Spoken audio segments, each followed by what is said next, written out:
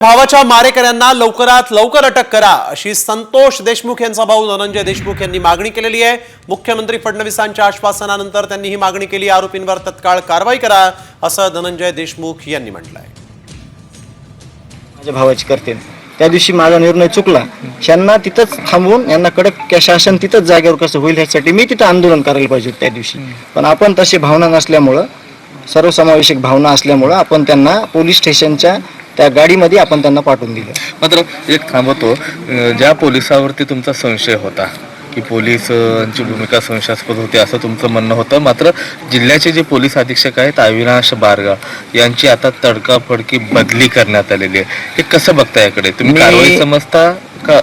मी पहिल्या दिवशीपासून तुम्हाला सांगतोय जी घटना घडली ती मी 5 मिनिटाच्या आत पोलीस स्टेशनला गेलो।